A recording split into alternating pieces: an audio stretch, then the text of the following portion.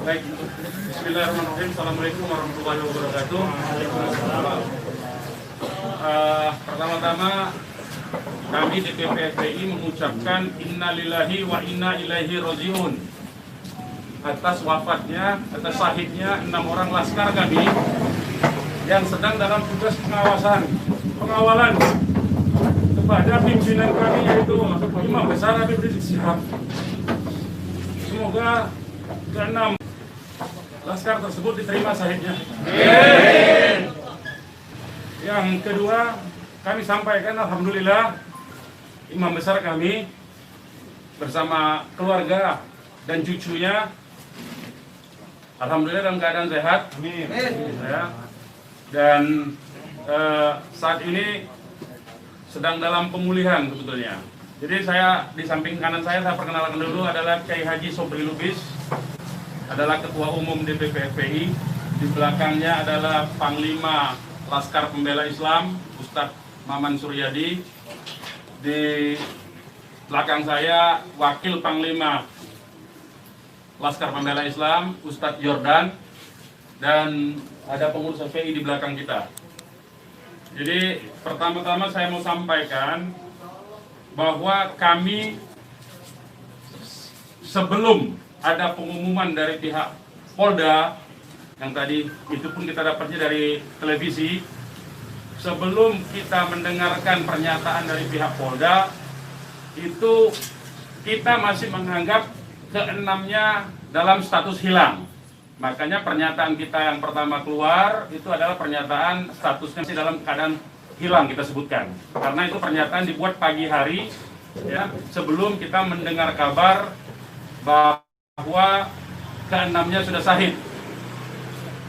Nah, kemudian saya mau jelaskan kronologi backgroundnya dulu, bahwa beberapa hari yang lalu, ya, memang ada beberapa pengintai di Pondok Pesantren Habib Rizik, yaitu hari Jumat, ya. Hari Jumat itu ada beberapa pengintai yang ditugaskan oleh institusi resmi negara. Ya, saya tidak mau sebut. Oleh institusi resmi negara yang ditugaskan mengintai 24 jam. Mereka menggunakan drone dan peralatan canggih lainnya. Dan kemudian ada komunikasi dari laskar yang menjaga Pondok Pesantren Habib Rizik di Megamendung itu dengan para pengintai. Karena kebetulan mereka terjebak dengan cara pengintaian mereka sendiri yang tidak profesional. Ada komunikasi antara laskar penjaga Markas Syariah Megamendung dengan para pengintai. Ya. Ada 3 orang yang berhasil dikomunikasikan dan kita mendapatkan semua data-datanya. Ya, data-datanya kita dapatkan semua, identitasnya kita dapatkan semua, dan ternyata pengintaian itu bukan cuma terjadi di Megamendung, di lokasi Pondok Pesantren Habib Rizik, tetapi juga di Petamburan sini. Posisinya di sebelah sana, ya, posisi para pengintai. Ada foto-fotonya kita dapatkan. Kemudian juga di Sentul yang sempat dilakukan aksi demonstrasi. Artinya yang saya mau sampaikan di sini, Habib Rizik sejak kepulangannya memang diintai 24 jam. Ada 30 orang. Masih di Sentul, 10 orang di Megamendung. Jadi kita sudah tahu sebetulnya. Ya, kita sudah tahu. Nah, setelah proses hari Jumat itu, beliau bersama keluarga meninggalkan tempat istirahat beliau, tempat pemulihan beliau yang tadinya di Megamendung, beliau pindah ke Sentul, ya, pindah ke Sentul. Kemudian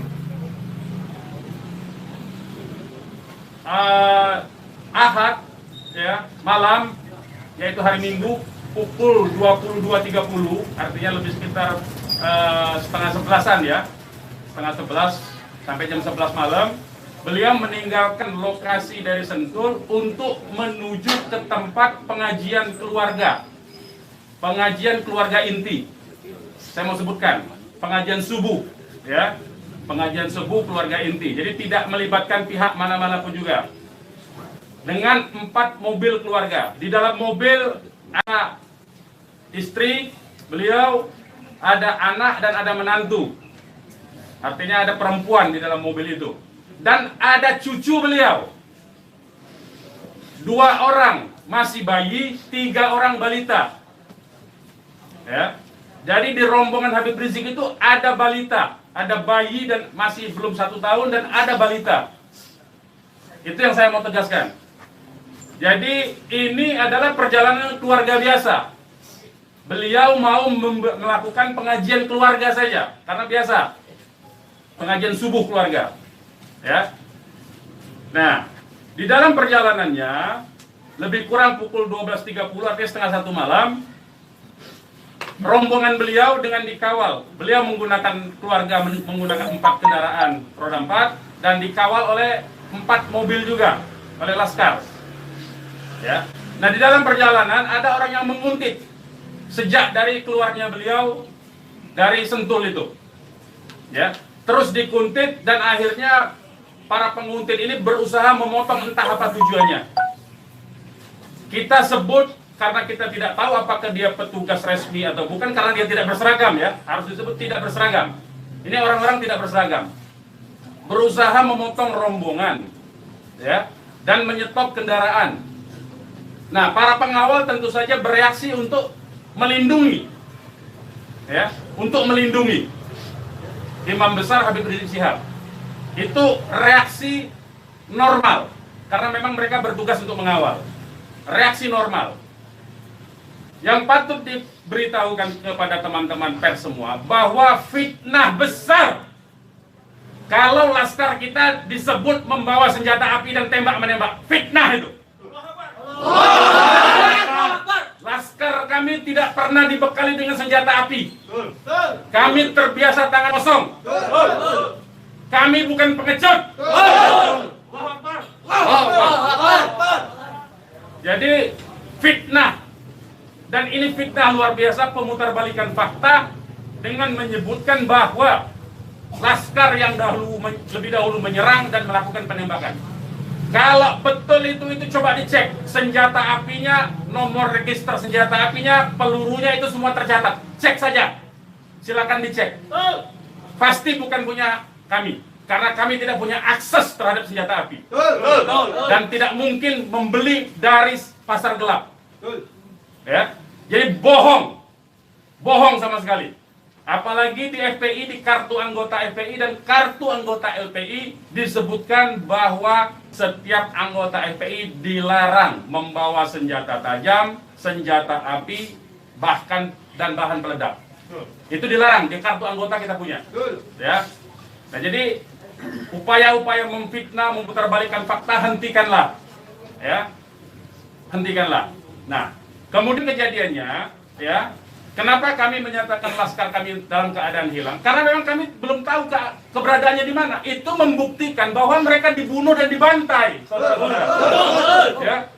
Kalau sejak awal tembak-menembak itu berarti dia tewasnya di tempat dong.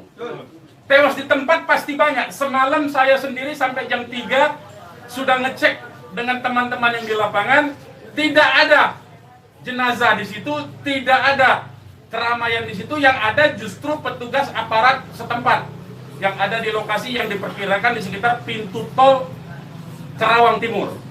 Ya, di tengah malam itu saya suruh cek. Begitu saya mendengar ada berita terjadi ada laskar kita yang ditembak, kita suruh cek ke pintu tol Karawang Timur. Ternyata tidak ada mobil laskar di situ. Mobil laskar tidak ada, jenazah tidak ada. Kalau itu memang tembak-menembak dan tewas di tempat, itu pasti ada jenazah di situ. Pasti membutuhkan proses lama untuk evakuasi di situ. Tetapi ini tidak ada. Dan bahkan saudara-saudara perlu ketahui, teman-teman media, sempat salah satu laskar mengirimkan voice note rintihan dari salah satu laskar kita yang ditembak. Itu artinya apa? Itu artinya laskar kami dibawa ke satu tempat dan dibantai di tempat itu. Dibantai di tempat lain. Itu artinya. Dan kemudian waktu kemudian setelah voice note terkirimkan, tidak ada lagi HP dari laskar 6 orang itu yang aktif kita hubungi. Kita sudah cari sampai pagi tadi, sampai siang tadi, sebelum pengumuman dari pihak Polda, kita sudah cari kemana-mana. Ke rumah sakit kita cari, ke kantor polisi kita cari. Karena kita anggapnya itu orang hilang. Dan ternyata kemudian ada pengumuman bahwa seperti yang dinyatakan fitnah yang menyatakan tembak menembak itu. Ya. Nah, jadi sekali lagi saya mau katakan tidak betul ya, berdasarkan fakta-fakta dan kronologi yang saya sampaikan bahwa terjadi tembak menembak dan Laskar memiliki senjata api itu tidak betul sama sekali. Itu fitnah besar terhadap kami, fitnah besar terhadap umat Islam. Kami anggap itu upaya memutarbalikkan fakta yang tidak pada tempatnya. Saudara-saudara harus diperhatikan, ini 6 orang ya, 6 orang wafat dibantai, keluarganya ada 1 di dalam, ya, ibunya ada 1 di dalam, ada 1 orang tuanya laki-laki sedang sholat di masjid, ya.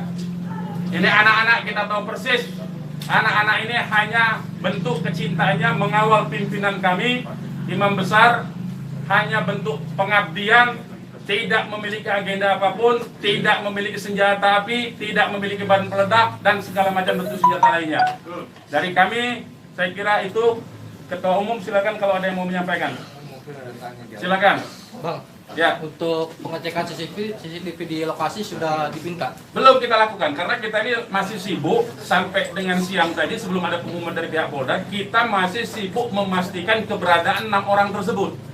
Ya, jadi kita belum mengecek kemanapun, kita masih menelusuri kemana-mana tempat dari kemungkinan-kemungkinan itu dibawa, yaitu apakah rumah sakit, karena kita mendengar ada voice note yang tertembak kan, rintihan dari salah satu korban yang ditembak, masih sempat didengarkan oleh Laskar yang tetap mengawal, ya. Dan kita belum mengetahui itu sampai hari ini, bahkan sampai detik ini kita belum mendapatkan akses terhadap jenazah. Itu yang patut dicatat. Kita tahu bahwa mereka 6 orang Laskar ini yang syahid ini adalah wafat, baru tahu dari pengumuman, ya, dari pihak kepolisian. Jadi itu yang perlu saya sampaikan. Tapi posisi 6 ini di mana sekarang Bang, udah diketahui? Sampai hari ini saya belum tahu. Kita belum mendapatkan informasi. Ini menunjukkan bahwa bukti konkret bahwa jenazah ini dalam kontrol dan kendali penuh, artinya kan. Kalau memang itu tembak menembak biasa, tentu itu ada di masyarakat lain. Tentu masyarakat sudah sibuk, sudah ramai di situ. Ini sampai sekarang ini kami tidak mendapatkan akses di mana keberadaan jenazahnya, ya, kondisi lukanya di mana tembak menembak, berapa lubang pelurunya, kami tidak tahu. Hanya satu-satunya sumber informasi baru bahwa dinyatakan bahwa tewas. Ya. Bang, untuk yang 4 orang Bang, penjelasan yang Bapak